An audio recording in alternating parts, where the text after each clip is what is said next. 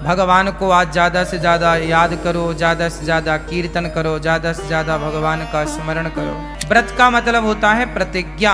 एकादशी करते करते ही मरना चाहिए। तो एकादशी के दिन हम एक दिन प्रभु को ये बताते हैं कि प्रभु हम आपको भूले नहीं, देखो हम अपनी प्रिय वस्तु का त्याग कर रहे हैं। संडे को तुलसी क्यों नहीं तोड़ते?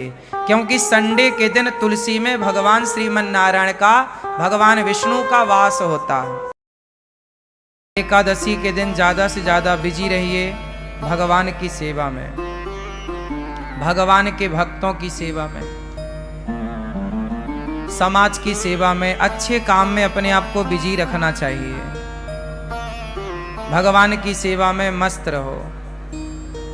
भगवान को आज ज़्यादा से ज़्यादा याद करो, ज़्यादा से ज़्यादा कीर्तन करो, ज़्यादा से ज़्यादा भगवान का स्मरण करो।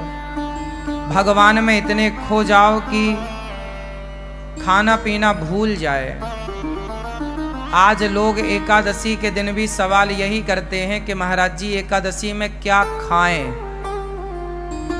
जब खाना ही है तो व्रत करो ही मत।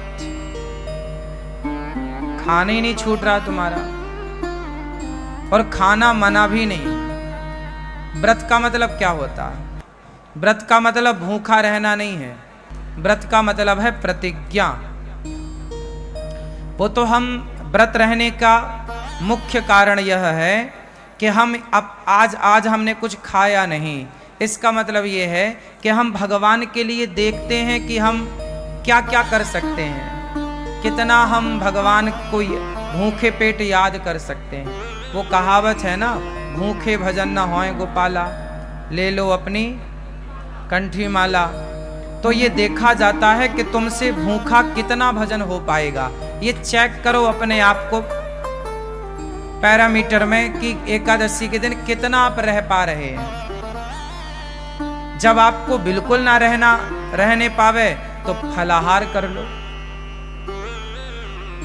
पहले देखो कसौटी में कस के कि आप कितना रह सकते हैं। जब ना होए तो थोड़ा फलाहार है, फल फूल खा लो, पर ज्यादा से ज्यादा समय अच्छे काम में लगे, भगवान की सेवा में लगे।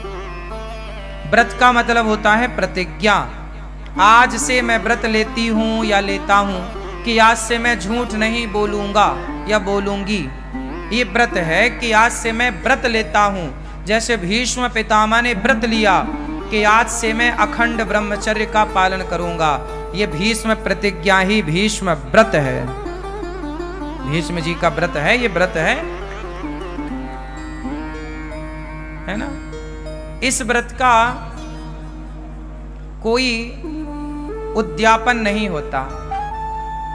जैसे आप लोग एकादशी करते हो ना, तो बाद में चिल्लाने लगते हो उद्यापन करना है महाराज जी। क्यों करना है उद्यापन? छोड़ना क्यों है? चलो उद्यापन करने के बाद भी उसे कंटिन्यू रखो। एकादशी कभी नहीं छोड़ना चाहिए। एकादशी करते करते ही मरना चाहिए। आखिरी सांस तक एकादशी ना छूटे। भगवान से प्रार्थना करो, प्रभु हम आपका ये व्रत एकादशी का करते रहें। अब कोई बहुत लोग तर्क करते हैं कि भूखे रहने से भगवान मिल जाएंगे क्या? ना, बात सही है, भूखे रहने से भगवान नहीं मिलेंगे। तो फिर व्रत किस लिए?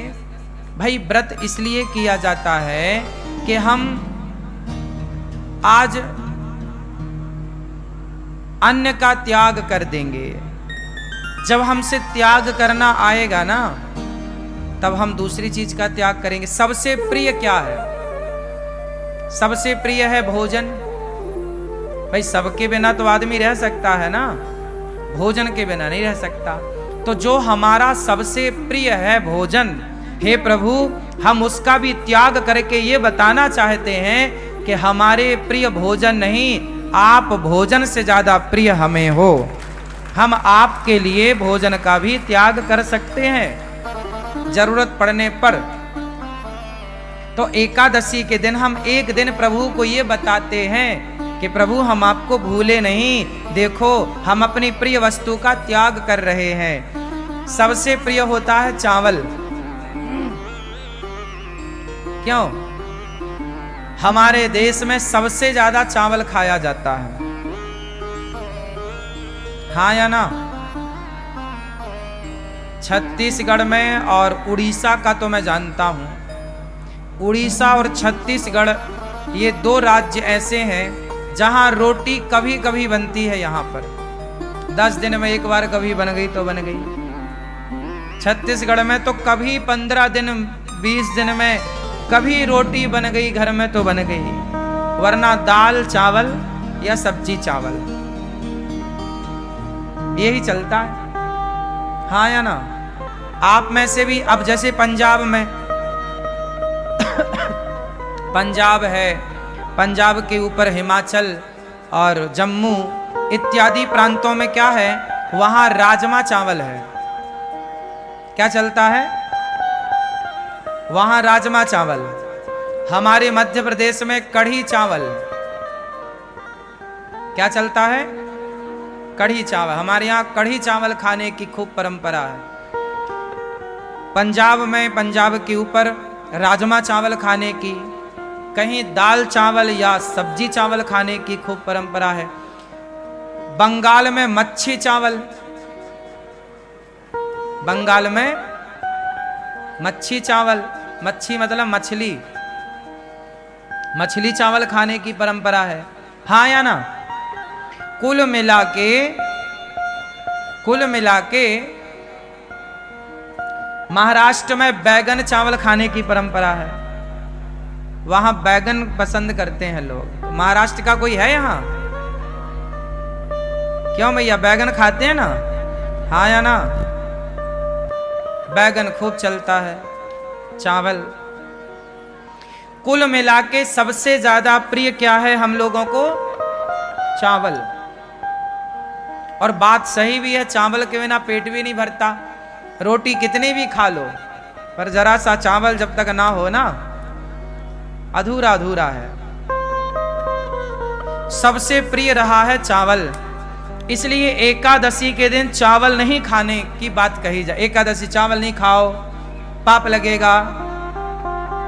पाप लगेगा नहीं लगेगा मैं वो अलग विषय है, मैं उस पर अलग डिस्कस कर सकता हूं आपसे। पाप पुण्य अलग विषय है मेरी माँ। लेकिन चावल ना खाने का तात्पर्य मुख्य यह है एकादशी के दिन कि हे प्रभु, हमारा सबसे प्रिय भोजन चावल है, लेकिन आज एकादशी है, आज हम आपके लिए उस प्रिय वस्तु का त्याग करेंगे, क्योंकि उससे ज्यादा प्रिय हमें आप हैं, आपको आगे करते हैं, इसलिए चावल नहीं खाते। अच्छा, चावल ना खाने की दूसरी मान्यता ये है, जैसे आज भी गौरी गोपाल जी की रसोई में चावल नहीं बना। आज के दिन संतों के यहां रसोई नहीं बनती, पता है?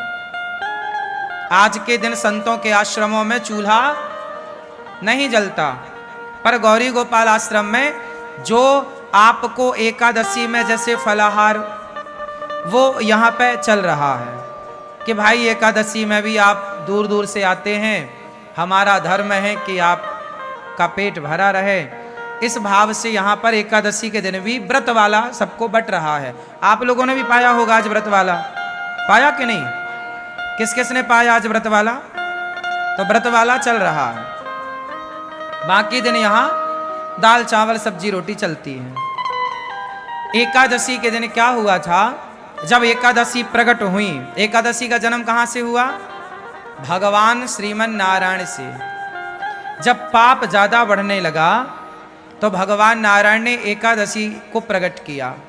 कहा जाओ, एक राक्षस था, उस राक्षस के लिए भगवान ने एकादशी को प्रकट किया। एकादशी से कहा भगवान ने, जाओ पाप को समाप्त करो।